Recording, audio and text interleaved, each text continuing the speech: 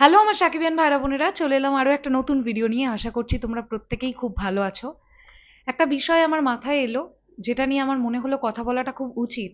Bangladesh film ইন্ডাস্ট্রির জন্য এই মোমেন্টটা এখন ভীষণ দরকার। কি মোমেন্ট, সেই বিষয়টা নিয়ে কথা বলি। মেগাস্টার শাকিব খানের আগামী বছর যে ঈদে যে দুটো সিনেমা আসবে, সেই সিনেমার অ্যানাউন্সমেন্ট খুব তাড়াতাড়ি দরকার। আমি কেন এই কথাটা বলছি জানো? আমি কথাটা বলছি কিছু সিঙ্গেল স্ক্রিনের জন্য। তোমরা নিশ্চয়ই এই খবর পেয়েছো, বাংলাদেশের বেশ কয়েকটা সিঙ্গেল স্ক্রিন এই লাস্ট 1 মাসের মধ্যে বন্ধ হয়ে গেছে।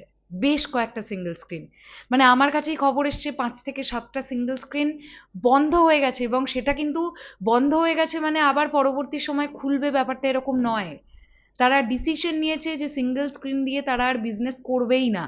মানে সিঙ্গেল স্ক্রিন ভেঙে অন্য কিছু বিজনেসের কথা হল মালিকেরা ভাবছেন। যেখানে বাংলাদেশের বুকে এখন খুব বেশি হলে 100 থেকে 110টা এরকমই হয়তো সংখ্যক সিঙ্গেল স্ক্রিন আছে একটা গোটা দেশে।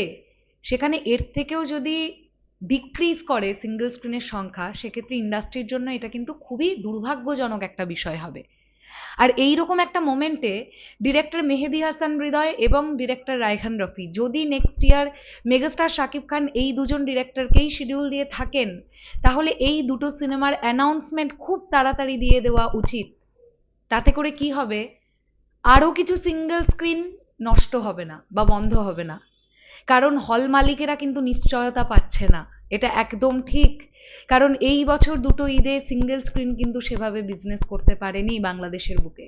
এটা নিয়ে ডাউটের কোনো জায়গা নেই।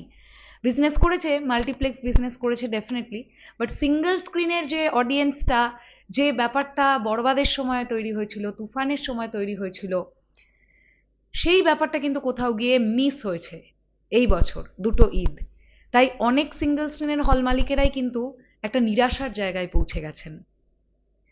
তাদের আশাটা আবার ফিরিয়ে দিতে পারে দুটো সিনেমার অ্যানাউন্সমেন্ট, যে নেক্সট বছর 2 ঈদে অমুক অমুক সিনেমা আসছে, ডিরেক্টর থাকছেন এনারা। ব্যাস, আর কিচ্ছু লাগবে না।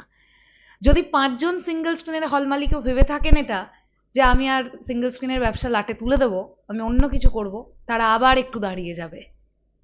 আর সেই ডিরেক্টরদের নাম হওয়া উচিত কিন্তু মেগাস্টার শাকিব খানের সঙ্গে মেহেদী হাসান হৃদয় আর রায়হান রফি।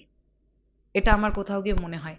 তাই প্রোডাকশন হাউসের কাছেও অনুরোধ রাখবো, আপনারা অ্যানাউন্সমেন্টগুলো দিয়ে দিন, তারপরে ধীরে ধীরে ফ্লোর শুরু করবেন, সব কিছুই করবেন, সময় নিয়ে করুন।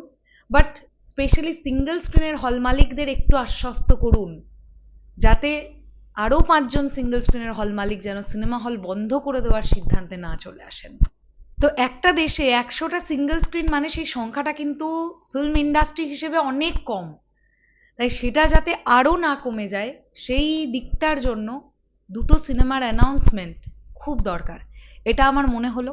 তাই এই বিষয়টা তোমাদের সঙ্গে শেয়ার করলাম। এবার বলো তোমাদের কি মতামত এই পুরো বিষয়টাকে নিয়ে, কমেন্ট সেকশনে জানিও। তাহলে এখনের জন্যে টাটা।